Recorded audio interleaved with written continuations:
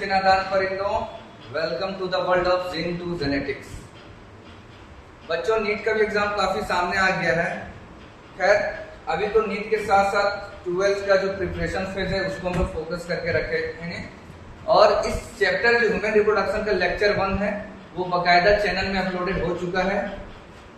उसमें बताया गया कि मेल रिप्रोडक्टिव सिस्टम शुरू से लेकर प्राइमरी सेक्स ऑर्गन क्या होता है, सेकेंडरी सेक्स ऑर्गन क्या होता है और तमाम जो मेल रिप्रोडक्टिव सिस्टम के अंदर आने वाले कंटेंट है वो सारे उस लेक्चर में अपलोडेड है। आज का जो लेक्चर होगा उसका कंटेंट होगा female reproductive system. Female reproductive system के अंदर जितने भी लेवल डायग्राम, यूट्रस, वल्वा वगैरह सारा चीजें, ओवेरियन साइकिल, मेंस्ट्रुअल साइकिल सभी का डिस्कशन होगा डिटेल वे। तो बिना टाइम को वेस्ट किए हुए आज फीमेल रिप्रोडक्टिव सिस्टम के अंदर का जो कंटेंट है जो डिटेल स्टडी करेंगे हम लोग, क्योंकि इस पीपीटी का बताया है ना, पीपीटी का जो सबसे बोले तो इंटरेस्टिंग है वो है आपका डायग्राम। एनसीईआरटी का हर एक लाइन बाय लाइन को इसमें लिखा गया है, ठीक है। तो अगर हम लोग फीमेल रिप्रोडक्टिव सिस्टम को जैसे देखते हैं तो एक फीमेल रिप्रोडक्टिव सिस्टम में सबसे पहले क्या आता है, एक फिगर आता है, ठीक है ना। फिगर से पहले आप लोग को ये जानना जरूरी है कि प्राइमरी सेक्स ऑर्गन जो होता है फीमेल रिप्रोडक्टिव सिस्टम का, जो प्राइमरी सेक्स ऑर्गन होता है उसको किसको बोला गया है, तो ओवरी को बोला गया है। और ओवरी में कितने होते हैं, एक पेयर होते हैं जो कि एक होते हैं, ठीक है। ये ओवरी क्या होता है, फीमेल के प्राइमरी सेक्स ऑर्गन होते हैं। कुछ ना बताया गया होता कि attach to uterine wall via ovarian ligament. देखिए यहाँ ओवेरियन लिगामेंट है ना, क्या बोलता है, attach to uterine wall via ovarian ligament. जो यूटेराइन वॉल को जो अटैच करके रखता है वो कौन होता है, ओवेरियन लिगामेंट। और ब्रॉड लिगामेंट क्या होता है, and posteriorly attach to broad ligament via mesovarian. और यही पोस्टेरियरली, पोस्टेरियर से याद रखना, पी से पीछे, पी से पोस्टेरियर। और जो पोस्टेरियर साइड पीछे की ओर जो अटैच करके रखता है वो क्या होता है, ब्रॉड लिगामेंट अटैच करके रखता है। तो किसके थ्रू, तो मेसोवेरियन के थ्रू, ठीक है। अब एक और इंपॉर्टेंट लाइन है, बोलता है पेरिटोनियम फ्लूइड। वो एक पेरिटोनियम फ्लूइड होता है, बोलता है during ovulation egg released in cavity called coelomic egg. बोलता है जो फीमेल रिप्रोडक्टिव सिस्टम को हम लोग सिलोमिक एग भी बोलते हैं। क्यों बोलते हैं सिलोमिक एग, क्योंकि ओवरी के बाद जो ओव्यूलेशन होता है वो रिलीज होता है ओवा एक कैविटी में। क्या होता है, ये ओवरी होता है, ये ओवा रिलीज होता है, तो ओवा कहां पे जाता है, इस कैविटी में जाता है। तो जो भी ओवा या ओवम कैविटी के अंदर रिलीज होता है उसको हम लोग बोलते हैं सिलोमिक एग, ठीक।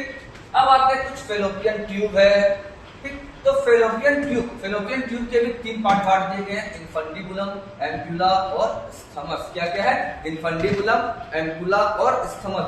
तो इनफंडिबुलम, एम्पुला, स्थमस की सीक्वेंस है कि सबसे शुरू में इनफंडिबुलम आता है, फिर एम्पुला आता है, फिर ये जो यूट्रस के साइड में होता है नेरो पार्ट उसको बोलते हैं स्थमस। तो याद कैसे करें, याद करने का सिंपल सा ट्रिक IAS, ठीक है ना, पावर, ठीक है। तो आई से याद रखना है इनफंडिबुलम, ए से याद रखना है एम्पुला और एस से याद रखना है स्थमस, ठीक है। तो ये सीक्वेंस आपको याद कराने का, क्योंकि ये प्लेटफॉर्म का एक ही बेनिफिट है कि चीजों को कैसे आपके जीन तक भेजा जाए, आपका ब्रेन में सेट कैसे करना है, ये चीज ज्यादा पर्सपेक्टिव रखते हैं। तो ये चीज पे था, तो इनफंडिबुलम, एम्पुला, स्थमस।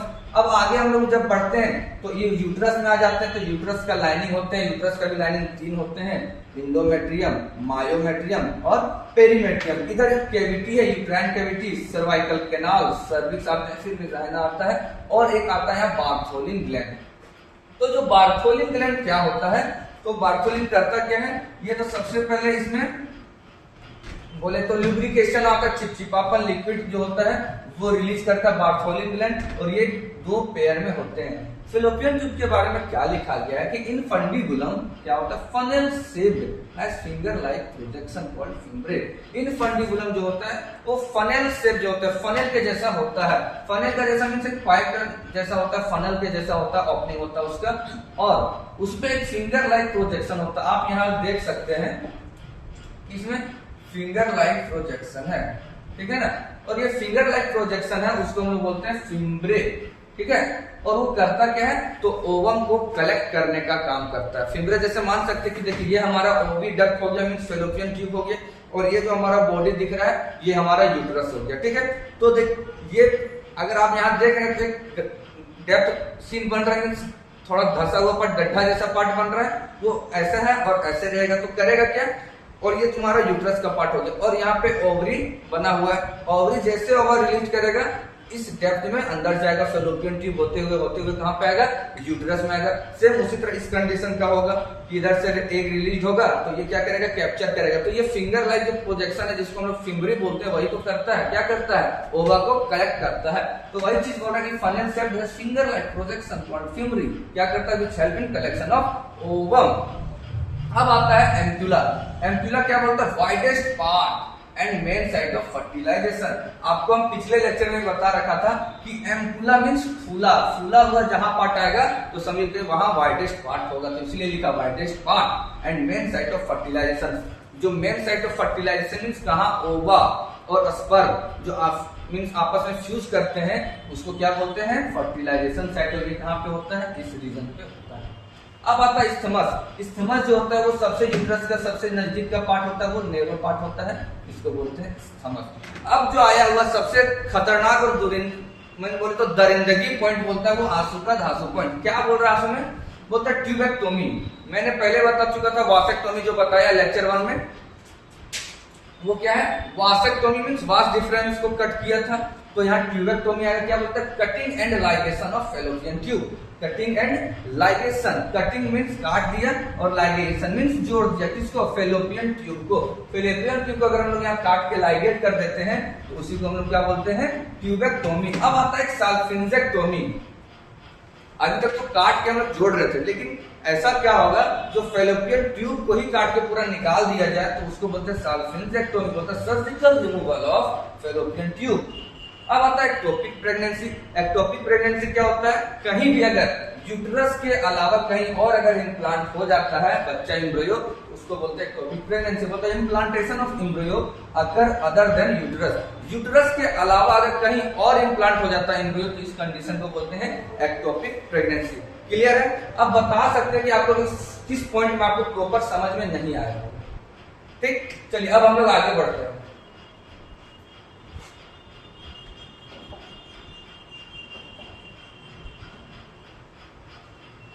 अब आता है यूट्रस। यूट्रस का दूसरा जो नाम होता है वो हिस्ट्रा होता है, ठीक है, इसलिए हिस्ट्रस नाम आता है हिस्ट्रेक्टोमी। हिस्ट्रस से क्या नाम बन रहा है, हिस्ट्रेक्टोमी।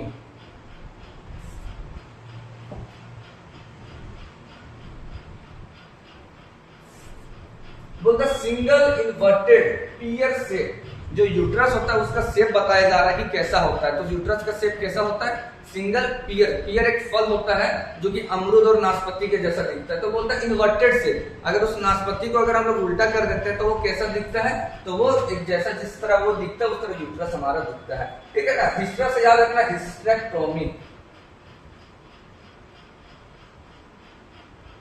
हिस्ट्रेक्टोमी, हिस्ट्रेक्टोमी मींस हिस्ट्रस से यूट्रस, और यूट्रस का एक और नाम होता है वुम्ब, ठीक है ना। तो बहुत सारे नाम होते हैं, किताब में अलग अलग जगह उसका नाम दिया रखा है। तो हिस्ट्रस से याद रखना यूट्रस, और टोमी से याद रखना cutting and ligation means removal, surgical removal of हिस्ट्रा या यूट्रस इज कॉल्ड हिस्ट्रेक्टोमी। है।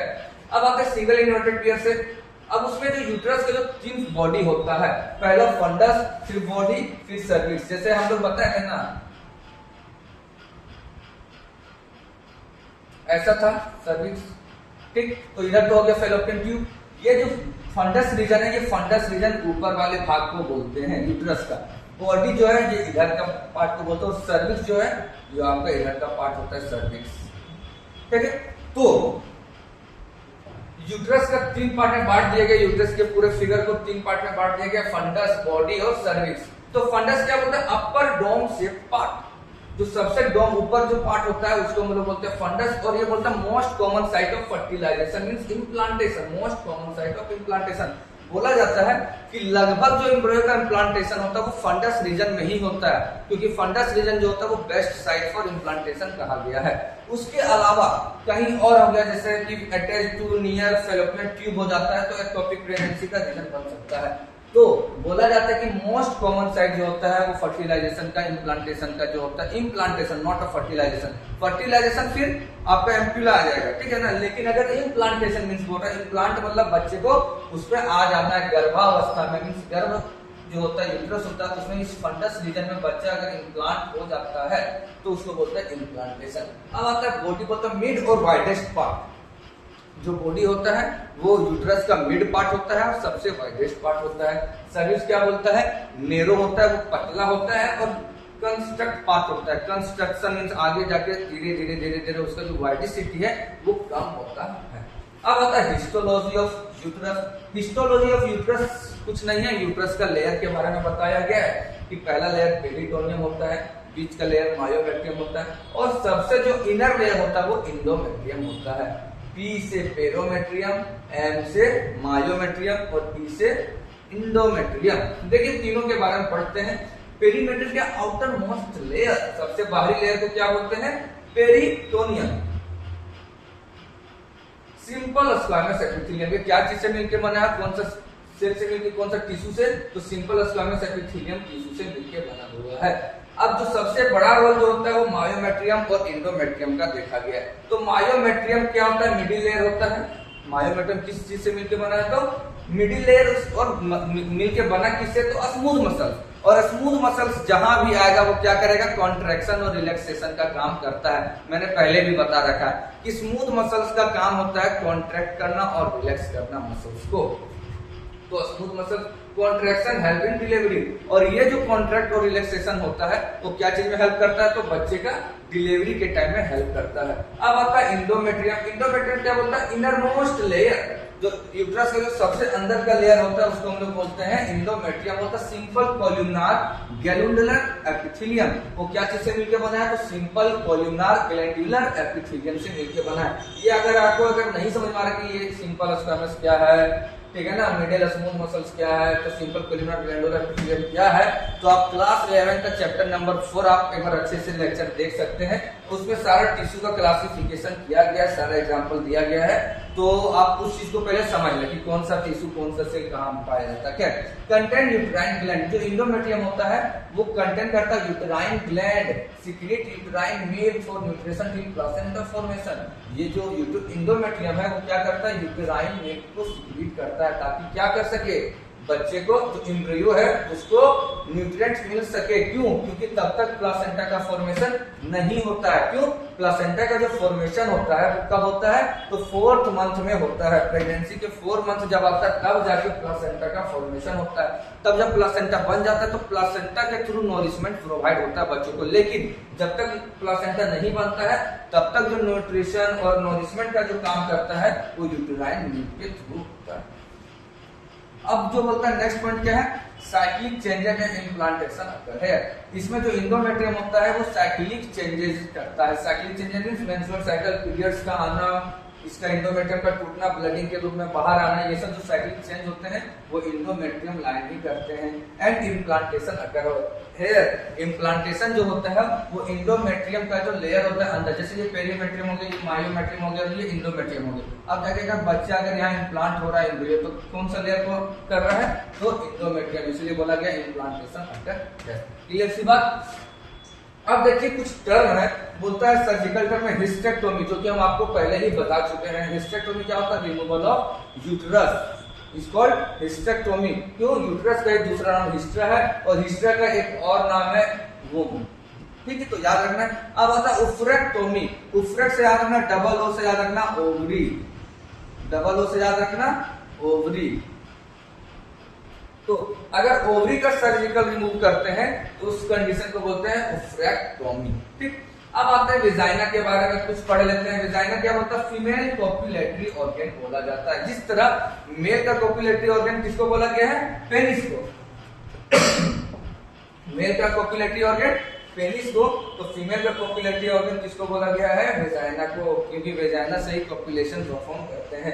अब वेजाइना का जो पीएच होता है वो 4 to 5 होता है, मींस एसिडिक नेचर होता है। तभी तो जब स्पर्म जाता है वेजाइना में तो काफी स्पर्म डेड हो जाते हैं ड्यू टू वेजाइना का एसिडिटी नेचर होने के कारण, एसिडिटी इन्वायरमेंट होने के कारण काफी स्पर्म वहां पे भी डेड होते हैं, बताया थे। तो पीएच जो होता है वो 4 to 5 होता है, मींस एसिडिक नेचर होता है ड्यू टू लैक्स। तो बेसिलस एसिडिक फिलस, ये क्या है तुम्हारा, एसिडिक नेचर। और कौन सा होता है, तो लैक्टोबैसिलस एसिडोफिलस। क्या करता है, वो convert glycogen into lactic acid. क्या करता है? किसको? लैक्टोबैसिलस एसिडोफिलस जो होता है वो क्या करता है? कन्वर्ट ग्लाइकोजन को किस में कन्वर्ट करता है? लैक्टिक एसिड में। अब आपका एक बार्थोलिन ग्लैंड, वही मान लीजिए बार्थोलिन ग्लैंड से तुम्हारा, अगर हम लोग इस फिगर में देखें तो एक पॉइंटेड बटन जैसा जो था वो बार्थोलिन ग्लैंड तक कहां गया देख लेते हैं एक बार आप लोग के लिए। देखिए ये जो है इस बार्थोलिन ग्लैंड का भी कुछ रोल होता है हमारे यहाँ, है ना। तो बार्थोलिन ग्लैंड करता क्या है? One pair secretion destroy acidic environment. ये करता क्या है? एसिडिक इन्वायरमेंट को तो सबसे पहले मारता है और इसमें भी लुब्रिकेशन मींस बोले तो चिपचिपा नेचर को प्रोवाइड करता है। और बार्थोलिन ग्लैंड कितना होता है? तो वन पेयर में होता है। क्लियर सी बात। अब एक बार फिर से समझा दे क्या, अगर ज्यादा अगर हो गया होगा कंसाइज वे में तो फिर से एक बार समझा देते तुरंत से। बोलता है यूट्रस को, यूट्रस का दूसरा नाम हिस्ट्रा है और इसका एक और नाम होता है वुमन। वो सिंगल इन्वर्टेड पीएस शेप का होता है, मींस जो नाशपाती होता है उसको उल्टा आकार के जैसा होता है। उसमें 3 पार्ट होता है, फंडस, बॉडी और सर्विस। फंडस का होता है अपर डाउन शेप होता है जो कि कॉमन साइट ऑफ इम्प्लांटेशन बोला गया है। बॉडी जो होता है वो मिड पार्ट होता है और सबसे वाइडेस्ट पार्ट होता है। वही सर्विस जो होता है वो नैरो पार्ट होता है और कंस्ट्रक्टेड होता है। जैसे जैसे नीचे जाते हैं तो क्या होता है? मसल्स कॉन्ट्रैक्ट होते हैं, वही चीजें। अब आता है हिस्टोलॉजी ऑफ यूट्रस, उसमें पेरिटोनियम, मायोमेट्रियम, एंडोमेट्रियम पाया जाता है। पेरिटोनियम क्या करता है? आउटर मोस्ट लेयर जो होता है वो किससे मिलकर बना था? सिंपल स्क्वामस एपिथेलियम से।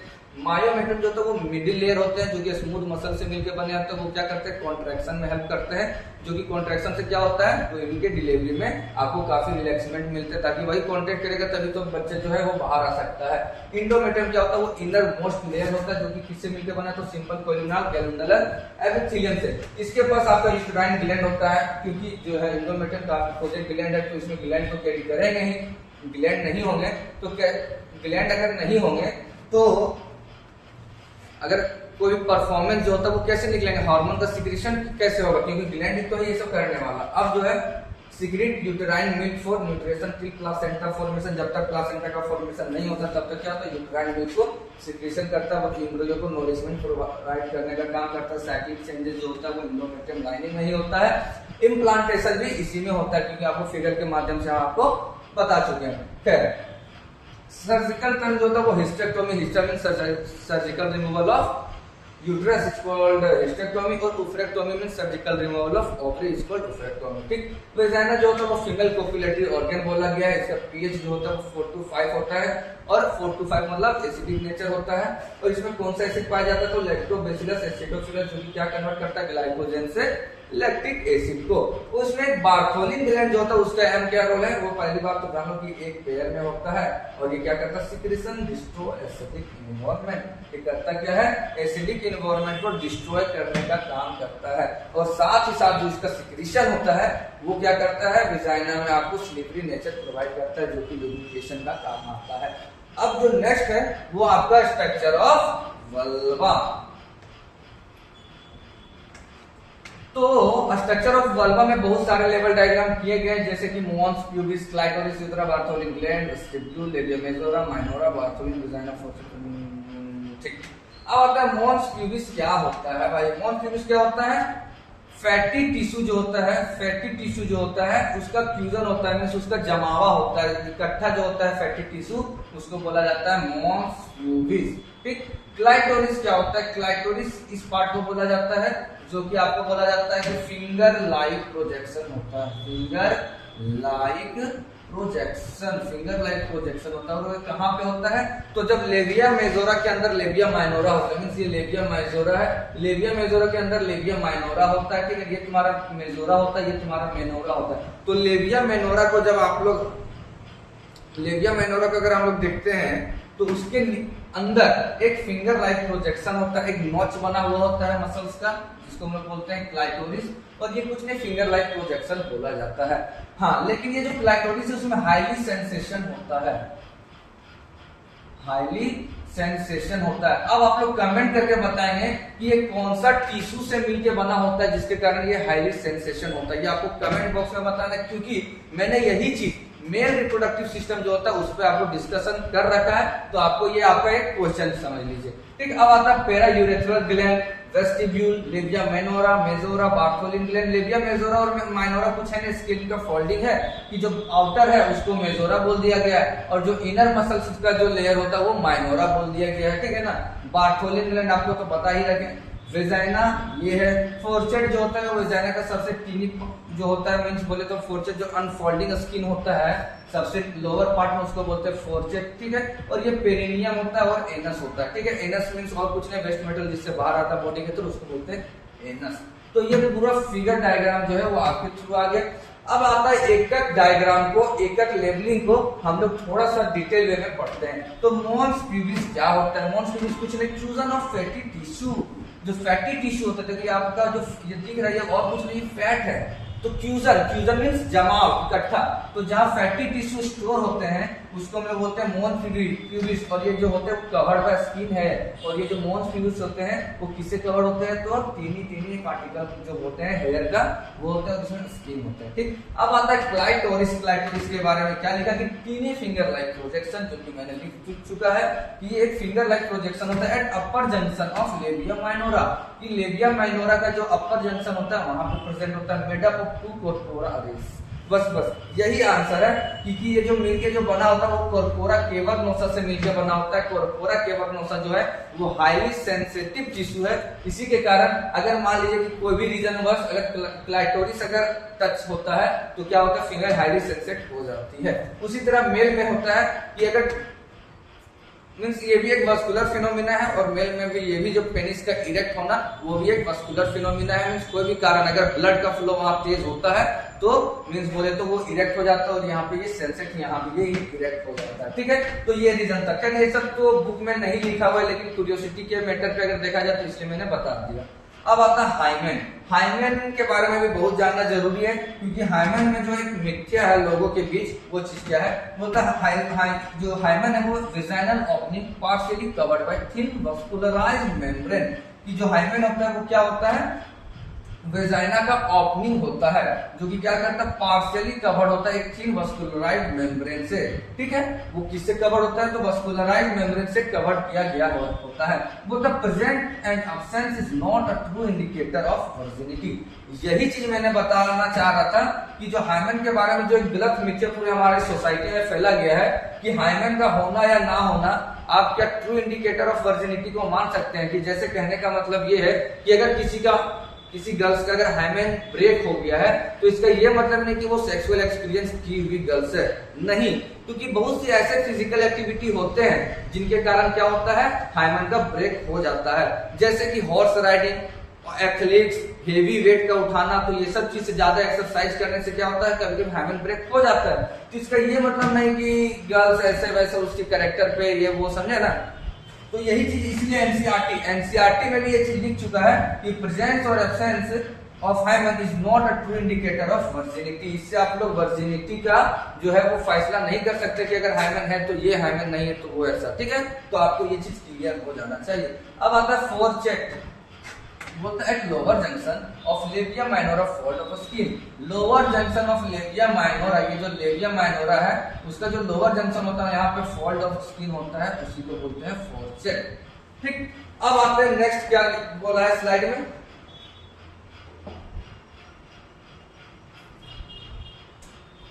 कुछ है स्पर्मेटोजेनेसिस। अब स्पर्मेटोजेनेसिस के बाद तुरंत हम लोग पढ़ेंगे oogenesis। ठीक है ना। स्पर्मेटोजेनेसिस का मतलब क्या होता है? स्पर्म का बनना। oogenesis, जेनेसिस वर्ड जहां भी आएगा तो इसका मतलब याद रखना कि फॉर्मेशन का काम हो रहा है। जेनेसिस वर्ड जहां भी आएगा इसका क्लियर का बात क्या होगा? फॉर्मेशन का काम होगा। तो क्या फॉर्मेशन? तो स्पर्म का फॉर्मेशन। तो बोलता है क्या? Formation of sperm through spermatogonia.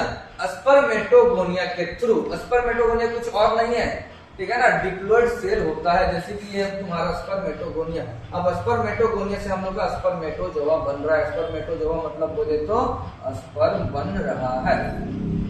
ठीक है। तो वही बोल रहा है formation of sperm through spermatogonia is called spermatogenesis. Temperature of scrotum is, जो कि मैंने पहले बता रखा है, 2 to 2.5 degree Celsius lesser than body temperature. It is very necessary जो है 2 से 2.5 डिग्री सेल्सियस जो होता है वो बॉडी टेम्परेचर से कम होना चाहिए। क्यों? क्योंकि स्पर्मेटोजेनेसिस के लिए टेम्परेचर रिक्वायर्ड है। अब आता है टाइम 65 to 75 डे। ये जो है स्पर्मेटोजेनेसिस का टाइम है, ये नहीं कि स्पर्म का जो है इतना लाइफ स्पैन, ऐसा कुछ नहीं है। स्पर्मेटोजेनेसिस मींस स्पर्म हमारे बॉडी में कितना देर में बनता है, तो टोटल जो बनने का टाइम होता है वो 65 to 75 मींस बोले तो हम लोग जैसे मेल का होता है इजेक्यूलेट करना, तो इजेक्यूलेट करना मींस कहने का मतलब स्पर्म आप इतना इजेक्यूलेट करते हैं, उसको बनने में लगभग 2 से 2.5 महीने का टाइम लगता है। तो बोले ना वेस्टेज ऑफ स्पर्म जो होने का जो रीजन होता है वो काफी मेल को जो होता है वो तनाव, स्टेरिलिटी की ओर लेके जाता है। ये सब डिस्कशन नहीं करना, जब आएगा तो बताया जाएगा। तो अब जो आता है स्पर्मेटोजेनेसिस का जो होता है वो लेवल डायग्राम हम लोग देख लेते हैं कि स्पर्मेटोगोनिया जो होता है वो डिप्लोइडिक नेचर होता है, 2n होता है, ठीक है। अब जो स्पर्मेटोगोनिया होता है वो माइटोटिक डिवीजन करता है। माइटोटिक डिवीजन में क्या होता है? माइटोटिक डिवीजन बोले तो स्पर्म जो होता है वो हैप्लोइड डिप्लोइड बढ़ता नहीं है कि हैप्लोइड है सॉरी डिप्लोइड है तो माइटोटिक डिवीजन कर लिए तो ये हैप्लोइड बन जाएगा, ऐसा कुछ नहीं होता है, ठीक है। तो सेम टू सेम होते हैं। तो स्पर्मेटोगोनिया माइटोटिक डिवीजन करता है। माइटोटिक डिवीजन से स्पर्मेटोगोनिया किसमें बदलता है? Primary spermatocyte. और ये भी जो होता है वो प्लेडी लेवल होता है 2n, ठीक है। इसका जो क्रोमोसोम नंबर होगा 2n होगा, मींस बोले तो पेयर में होगा 2n 23 और 23 का पेयर होगा, 23 का पेयर होगा।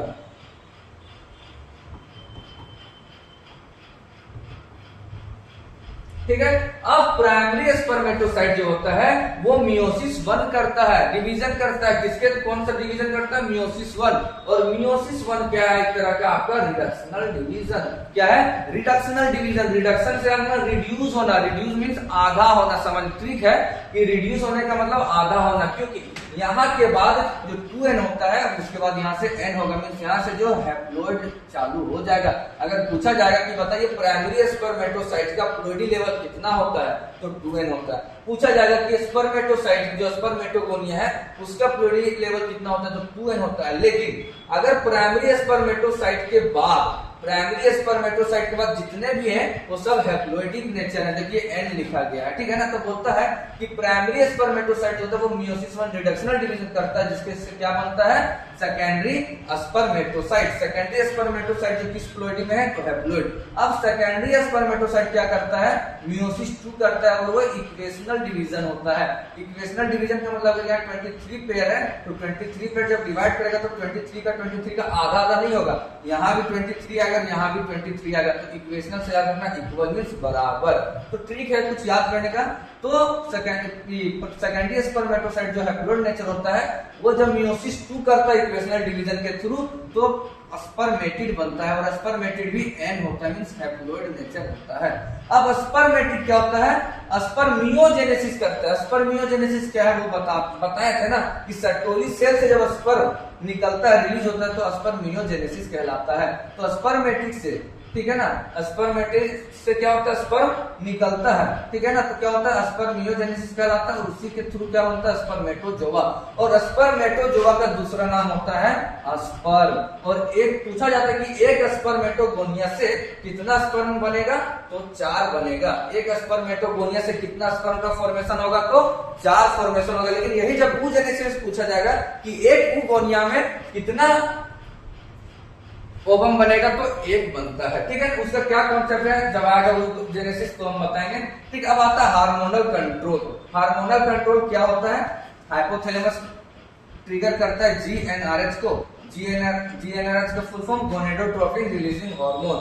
गोनेडोट्रोपिन रिलीजिंग हार्मोन जो गोनेड को हार्मोन रिलीज करता है वही तो है गोनेडोट्रोपिन रिलीजिंग हार्मोन। और गोनेडोट्रोपिन GnRH क्या करता है? वो एंटीरियर पिट्यूटरी को हिट करता है, कमांड देता है कि तुम जो है वो अब हार्मोन को रिलीज करो। तो हार्मोन जो रिलीज करता है वो 2 तरह का एंटीरियर पिट्यूटरी जो है वो रिलीज करता है, FSH और LH। FSH का full form follicular stimulating hormone और LH means luteinizing hormone.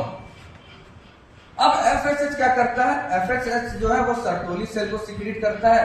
Sertoli cell को सीक्रेट करने से क्या होता है? स्पर्मेटोजेनेसिस में हेल्प करता है, क्योंकि स्पर्मेटोजेनेसिस में क्या होता है? सर्टोली सेल क्या करता है? आपको नोरिशमेंट का प्रोवाइड करता है, जिसको हम लोग नर्स से भी बोलते हैं, पढ़ा दिया गया है बच्चा।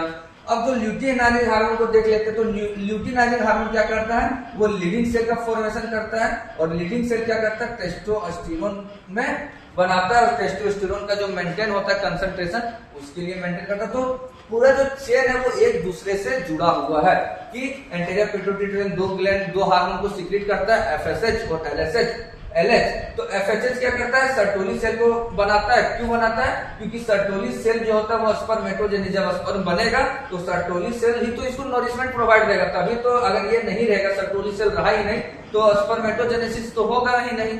इसीलिए एफएसएच क्या करता है, सर्टोली सेल को बनाता है।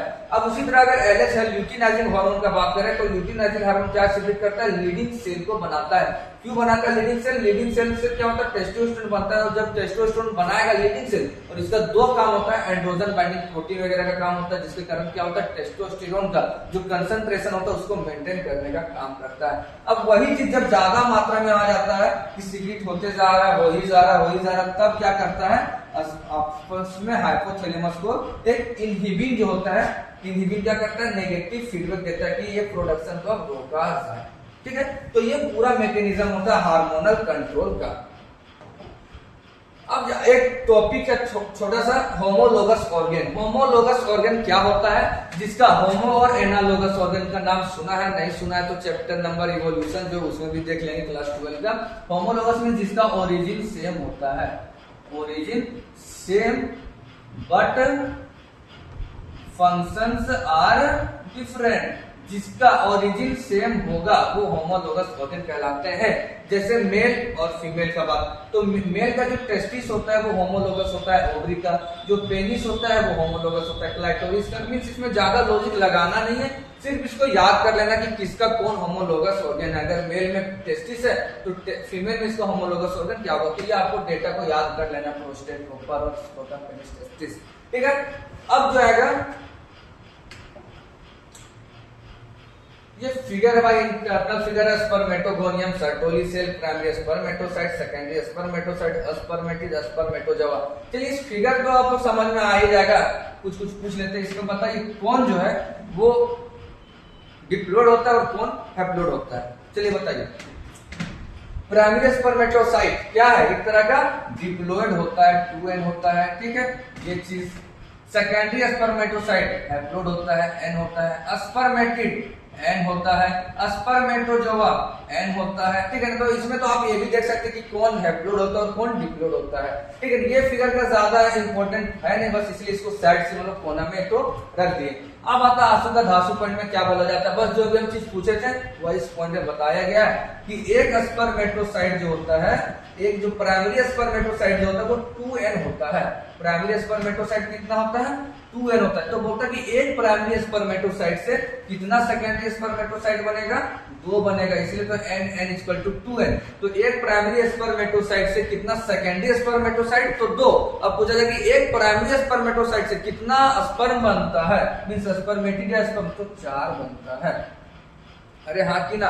अब पूछा जाए कि 2 सेकेंडरी स्पर्मेटोसाइट से तो 4 बनता है, लेकिन एक सेकेंडरी स्पर्मेटोसाइट से कितना स्पर्म बनता है, तो 2 होता है। तो आपको ये चीज याद कर लेना है कि एक प्राइमरी स्पर्मेटोसाइट से 4 बनता है, एक प्राइमरी स्पर्मेटोसाइट से सेकेंडरी स्पर्मेटोसाइट 2 बनता है। अभी इसमें कैलकुलेशन आएगा, जब क्वेश्चन एनालाइज होगा तो इसमें आपका हेल्प होगा, क्योंकि एक जो है स्पर्मेटोसाइट प्राइमरी स्पर्मेटोसाइट 4 बनाता है, वही अगर oogenesis में आ जाए तो एक जो होता है वो प्राइमरी oocyte जो होता है वो एक ही ओवा का सिक्रेशन करता है, बनाता है।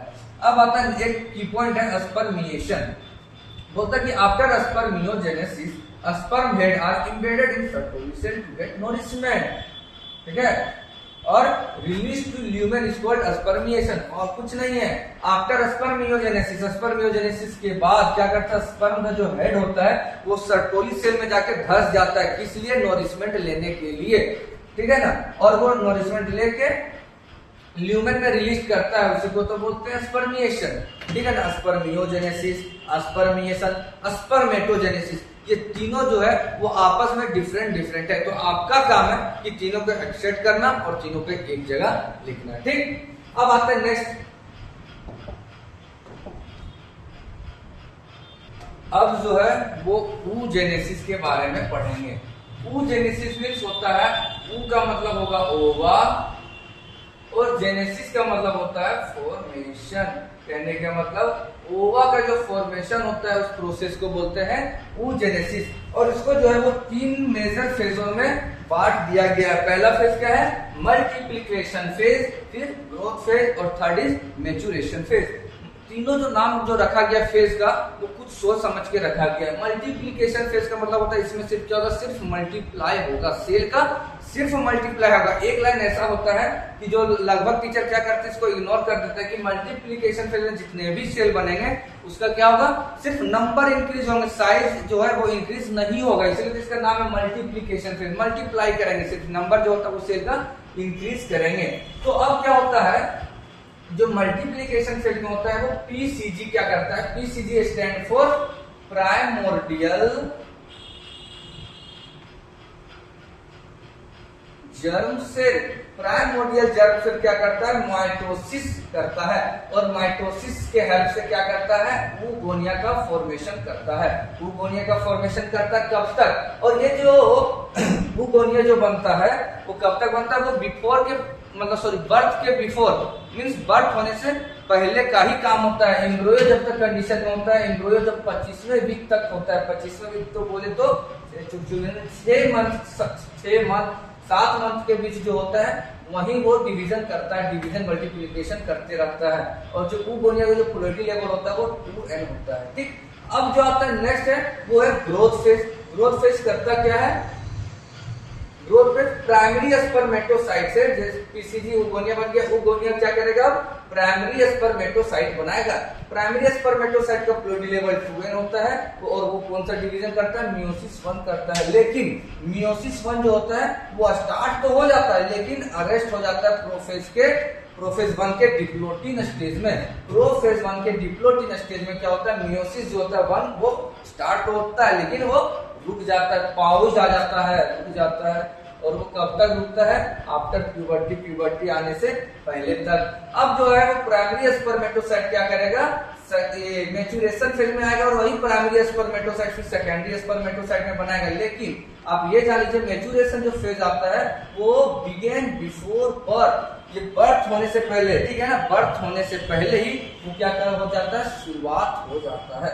प्राइमरी स्पर्मेटोसाइट क्या करता है भाई? वो प्राइमरी स्पर्मेटोसाइट तो पहले 2n होता है, डिप्लोइडिक नेचर होता है, और ये मियोसिस 1 इसमें कंप्लीट करता है। प्राइमरी स्पर्मेटोसाइट मैच्योरेशन फेज में क्या करता है? प्राइमरी स्पर्मेटोसाइट मैच्योरेशन फेज में क्या करता है? ये जो मियोसिस 1 रुक गया था उसको कंप्लीट करता है। कब? जस्ट बिफोर ओव्यूलेशन, ओव्यूलेशन से पहले। अब क्या है?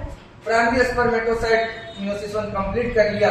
अब प्राइमरी स्पर्मेटोसाइट से सेकेंडरी oocyte आएगा। अब सेकेंडरी oocyte क्या होता है? n होता है। बताया था ना स्पर्मेटोजेनेसिस में भी कि 2n प्राइमरी oocyte तक 2n होगा, और जब वही डिवीजन करेगा सेकेंडरी oocyte बनाएगा तो फिर उसका जो प्रोटीन लेवल होगा वो n हो जाता है। अब इसमें क्या होता है? एक पोलर बॉडी बनता है और एक सेकेंडरी oocyte बनता है। एक पोलर बॉडी बनता है और एक सेकेंडरी oocyte बनता है। तो सेकेंडरी oocyte क्या करता है? वो तो प्रोसेस में हो जाता है कि फर्टिलाइजेशन करना है, फर्टिलाइजेशन नहीं होना, ये तो बात की बात है। लेकिन एक जो बनता है वो फर्स्ट पोलर बॉडी बनता है, और फर्स्ट पोलर बॉडी कुछ नहीं होता है, मींस बोले तो डीजेनरेटिंग फॉर्म होता है ओवा का, जो कि काफी टाइम तक होने के बाद फिर वो आपस में डीजेनरेट हो जाता है। तो आगे का जो प्रोसेस लेके जाता है वो सेकेंडरी oocyte लेके जाता है, ठीक है ना। तो बोलता है meiosis 2 start but arrested in metaphase 2। तो यहाँ भी क्या होता है? मियोसिस 2 स्टार्ट हो जाता है लेकिन वो रुक जाता है मेटाफेज 2 में। तो ये कॉम्प्लेक्स सा एक प्रोसेस है कि चालू होता है फिर जाके डिप्लोटिन में रुक जाता है, उसको पाउज फेज बोल देते हैं। फिर वही जब क्या होता है? ओव्यूलेशन के पहले फिर से वो कंप्लीट कर लेता है मियोसिस 1 अपना। तो ये कॉम्प्लेक्स प्रोसेस है, इसको पूरे ध्यान से समझना है। अब क्या होता है? ये जो सेकेंडरी oocyte जो प्रोसेस में चल गया तो उसमें 2 कंडीशन होगा, या तो फर्टिलाइजेशन होगा या फर्टिलाइजेशन नहीं होगा। बोलता इफ फर्टिलाइजेशन एब्सेंट, तो फर्टिलाइजेशन अगर एब्सेंट रहा तो क्या होगा? Secondary oocyte dies after 2 days. अगर फर्टिलाइजेशन नहीं हुआ, मान लीजिए कि ये ओवा रिलीज हो गया है फेलोपियन ट्यूब में,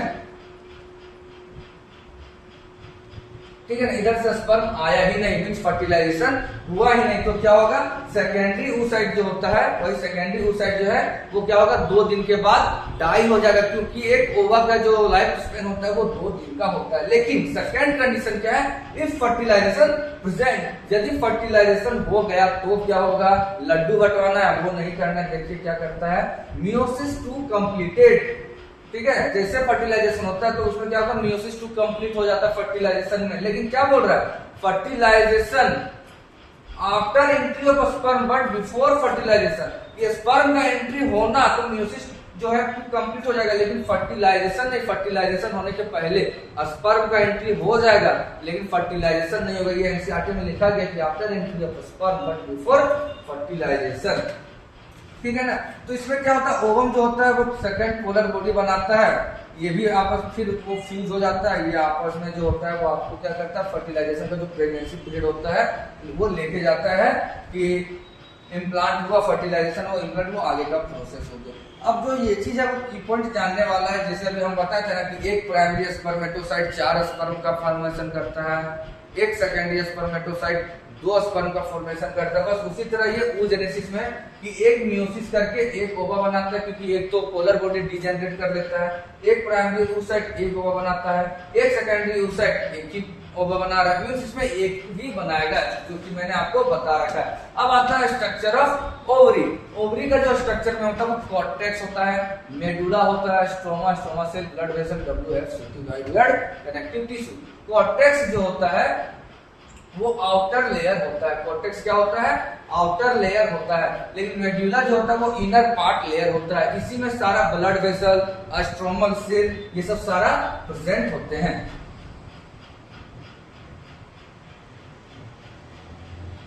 तो बोलता है मेडुला जो होता है वो इनर पार्ट होता है, जिसमें ब्लड वेसल्स, नर्व सेल और स्ट्रोमल सेल, नर्व सेल और स्ट्रोमल सेल प्रेजेंट होते हैं। ब्लड वेसल, ये जो सारा चीज है वो तुम्हारा कहाँ प्रेजेंट होते हैं, मेडुला में ही प्रेजेंट होते हैं। अब जो होता है, कहने का मतलब कॉर्टेक्स जो होता है और मेडुला करता क्या है, कॉर्टेक्स जो होता है वो एक बनाने का काम करता है, और मेडुला जो होता है, मेडुला वो सपोर्ट करने का काम करता है। मेडुला क्या करता है, सपोर्टिव फंक्शन करता है, और कॉर्टेक्स जो होता है वो एक बनाने का जगह है, मीन्स एक बनाने का जगह होता है। वही मेडुला क्या करता है, न्यूट्रिशन और सपोर्ट को प्रोवाइड करता है, ठीक है ना। तो कहने का मतलब स्ट्रक्चर का जो होता है ओवरी का वो 2 लेयर होता है, एक क्या होता है कॉर्टेक्स और एक होता है मेडुला। आउटर होता है कॉर्टेक्स, अंदर होता है मेडुला, ठीक है ना। कॉर्टेक्स सी से कवर, और कवर कहाँ लगाया जाता है, बाहरी में लगाया जाता है। तो बाहर वाले जो होते हैं वो कॉर्टेक्स, अंदर वाले जो होंगे वो मेडुला होंगे। कॉर्टेक्स क्या करता है, एक बनाने का जगह होता है, और मेडुला क्या करता है, उसको न्यूट्रिशन देता है और सपोर्ट प्रोवाइड करता है। अब जो है वह आंसू का 10 पॉइंट, देखिए क्या बोल रहा है,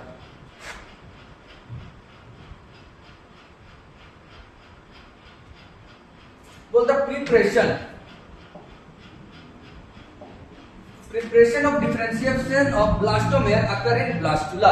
बोलता ब्लास्टोमेयर का डिफरेंशिएशन शुरुआत, डिफरेंशिएशन मतलब डिवीजन, भागों में बंटना। तो ब्लास्टोमेयर का डिवीजन कब शुरुआत हो जाता है, तो ब्लास्टुला में शुरुआत होता है। सेकंड लेयर क्या है, zona pellucida prevent ectopic pregnancy. ये बहुत इंपॉर्टेंट लाइन है कि जो एक्टोपिक प्रेगनेंसी को जो प्रिवेंट करता है वो कौन होता है, ओवरी का zona pellucida layer. outer layer of blastomere in blastocyst called trophoblast or inner group called inner cell mass contain stem cell with potency of all tissue organ। ये बहुत इंपॉर्टेंट पॉइंट है बच्चों, नीट और medical के exam में और यहाँ तक 12 के बोर्ड में भी ये क्वेश्चन पूछा जाता है कि जो ब्लास्टोमेयर का, ब्लास्टोसिस्ट का जो ब्लास्टोमेयर होता है उसका जो आउटर लेयर होता है उसको बोला जाता है ट्रोपोब्लास्ट, ठीक है ना। ट्रोपोब्लास्ट वो क्या करता है, प्लासेंटा का फॉर्मेशन करता है, वो क्या करता है, प्लासेंटा का फॉर्मेशन करता है।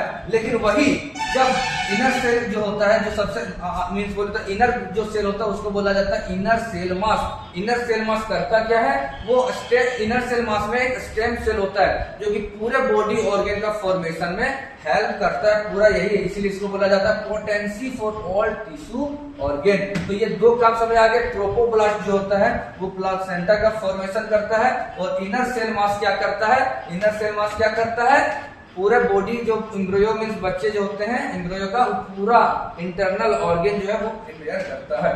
तो ये चीज क्लियर।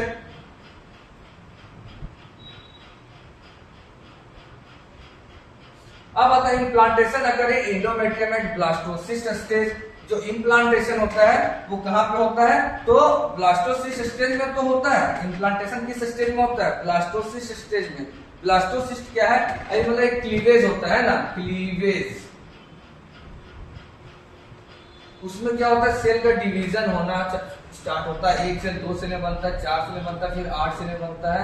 ग्रेस्टुला बोलते हैं, मोरुला बोलते हैं, ब्लास्टुला बोलते हैं, गैस्ट्रुला बोलते हैं, ठीक है ना। तो ये सब चीज होते हैं। तो वो होता क्या है, ब्लास्टोसिस्ट स्टेज में क्या होता है, इंडोमेट्रियम में आके इम्प्लांट होता है। आफ्टर इम्प्लांटेशन इंडोमेट्रियम को डेसिडुआ। इम्प्लांटेशन होने के बाद जो होता है वो इंडोमेट्रियम को हम लोग एक दूसरे नाम से जाना जाता है, डेसिडुआ। डेसिडुआ इसलिए इसको बोला जाता है क्योंकि डेसिडुआ का एक नेचर होता है कि जो गीला मिट्टी का जैसा होता है ना, वो नेचर हो जाता है। इंडोमेट्रियम का जो नेचर होता है वो गीला मिट्टी के जैसा हो जाता है, जिसके कारण क्या होगा, जो बच्चों आ रहा है, एम्ब्रियो जो आ रहा है, उसको इम्प्लांट करने में, जैसे गीला मिट्टी में कोई चीज अच्छे से चिपक जाता है ना, तो बस वो जो होता है इंडोमेट्रियम में गीला मिट्टी के जैसा हो जाता है, जिसके कारण क्या होता है, इम्प्लांटेशन करने में हेल्प करता है। इसलिए इसका दूसरा नाम क्या होता है, decidua. Trophoblast secretes lytic enzyme to dissolve endometrium for implantation. वही चीज है कि जो ट्रोपोब्लास्ट होता है वो एक एंजाइम सीक्रेट करता है, इस एंजाइम का नाम होता है लाइटिक एंजाइम। वो क्या करता है, इंडोमेट्रियम का जो लेयर होता है वो डिसॉल्व करता है, हल्का जो होता है वो डिसॉल्व कर देता है, चिपचिपा नेचर बना जाता है, ताकि इम्प्लांटेशन प्रॉपर्ली हो सके। अरे हाँ कि ना बच्चों, देख ये थोड़ा फीमेल का जो पूरा होल प्रोसेस है वो थोड़ा सा तो कॉम्प्लेक्स है मेल के कंपेयर में, ठीक है ना।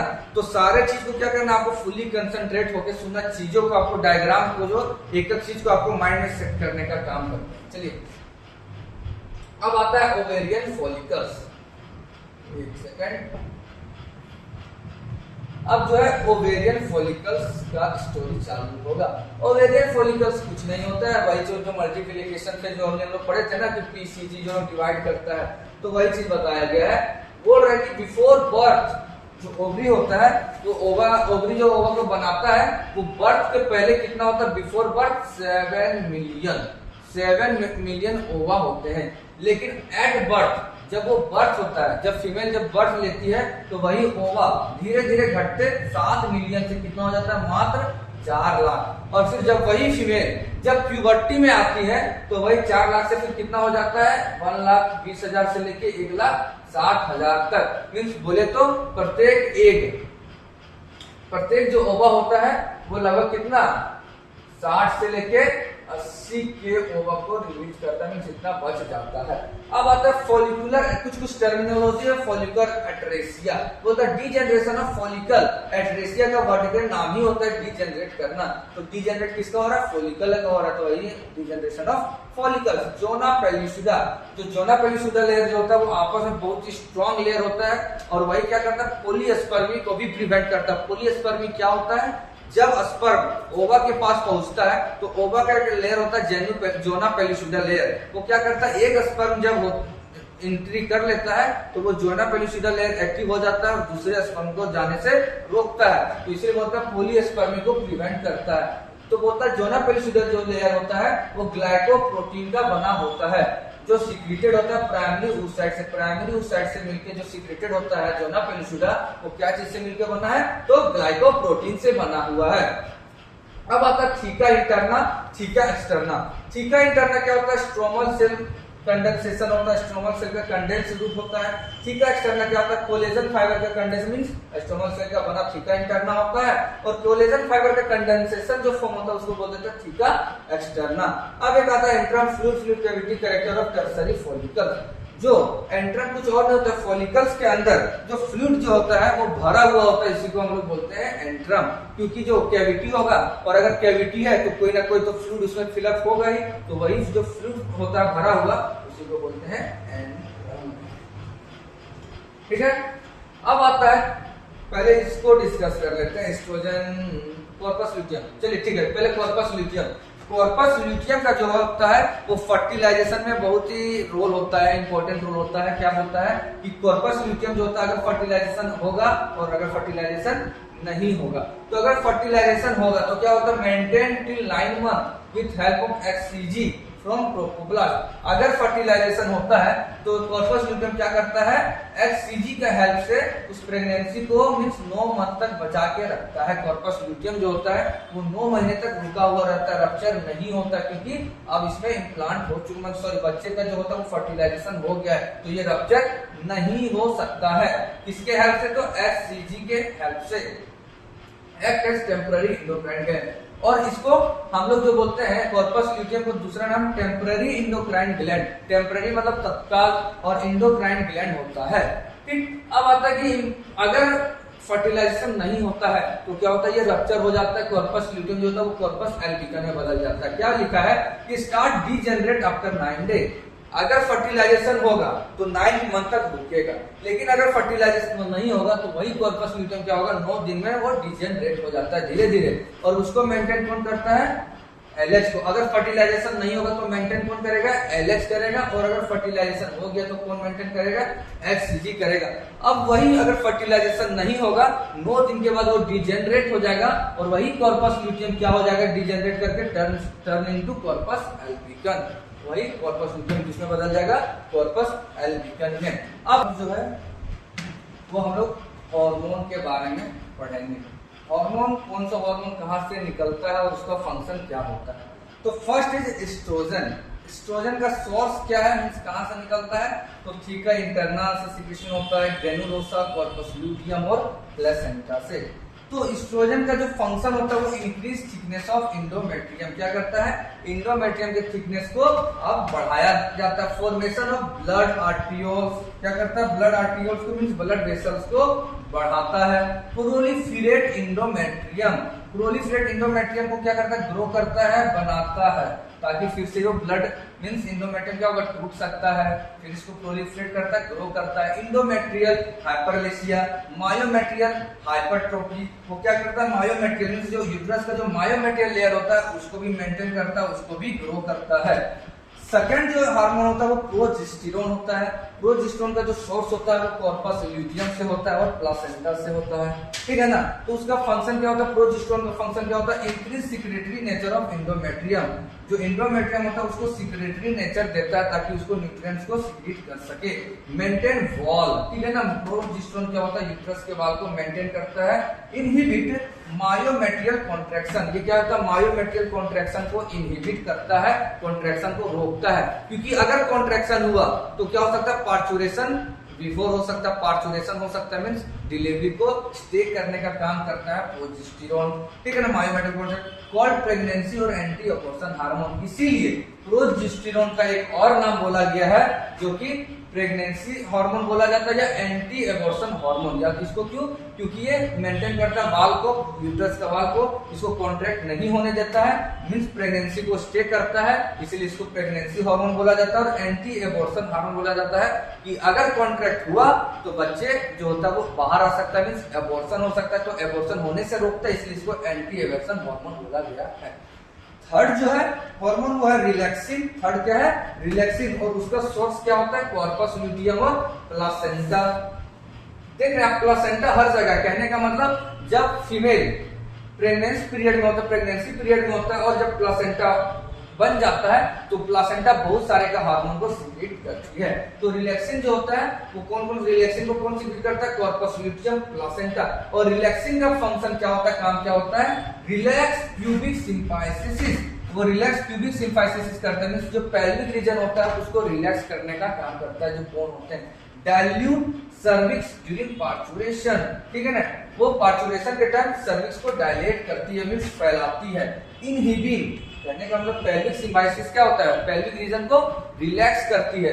और पार्चुरेशन के टाइम जब बच्चा बाहर आता है, पार्चुरेशन के टाइम वही पेल्विक बोन लोग को क्या करता है, वो डायलेट करती, फैलाती है, ठीक है ना, फैलाने का काम करती ताकि बच्चे जो है वो इजी वे से बाहर आ सके। अब आता है इनहिबिन। इनहिबिन का एक और जो होता है कैरेक्टर, वो इनहिबिन का काम होता है रोकना, हर चीज को रोकने का काम करता है, सिक्रीशन को कंट्रोल करने का काम करता है। तो इनहिबिन का जो सोर्स होता है वो ग्रेनुलोसा, कॉर्पस ल्यूटियम और प्लासेंटा का काम करता है, मींस प्लासेंटा, कॉर्पस ल्यूटियम और ग्रेनुलोसा रेगुलेशन सीक्रेट करता है। किसको? इनहिबिट को। और वो फंक्शन क्या होता है? इनहिबिट जीएनआरएच, एफएसएच और एलएच, वो इनहिबिट कर देता है, मींस कंट्रोल कर देता है, हार्मोन का सिक्रीशन को कंट्रोल करता है, रोकता है। किसका? जीएनआरएच, एफएसएच और एलएच का। और जो लास्ट हार्मोन है एलएच, ल्यूटिनाइजिंग हार्मोन, वो क्या करता है? ओव्यूलेटिंग हार्मोन है। एलएच को क्या बोला गया है? ओव्यूलेटिंग हार्मोन, मतलब ओवा को बाहर निकालने का काम करता है, इसीलिए इसका नाम बोला जाता है ओव्यूलेटिंग हार्मोन। किसको? ल्यूटिनाइजिंग हार्मोन को। तो अब का जो नेक्स्ट कंटेंट होगा मेंस्ट्रुअल साइकिल। तो मेंस्ट्रुअल साइकिल से के बाद वाला जो चीज है वो हम लोग नेक्स्ट लेक्चर में हम लोग इसको लेके आएंगे अच्छे तरीके से। अभी तक का जो लेक्चर था पूरे फीमेल रिप्रोडक्टिव सिस्टम का, oogenesis का, स्पर्मेटोजेनेसिस का, ओवेरियन फॉलिकल्स का, और ये पूरा हार्मोन का जो गेम था। अगर इसमें कोई भी कॉन्सेप्ट अगर थोड़ा सा भी ढीला लगा या तो आपको अगर नहीं समझ में आएगा तो वीडियो अपलोड होने के बाद आप लोग कमेंट बॉक्स में बता सकते हैं। और अगर कोई प्रॉपर ऐसा लगा कि कोई टॉपिक स्किप हो गया है तो उसके बदले आप कमेंट करेंगे, और अगर ज्यादा बच्चों का कमेंट आएगा तो उसके वीडियो में हम लोग प्रॉपर वीडियो लेके आएंगे। तो अभी के लिए थैंक यू।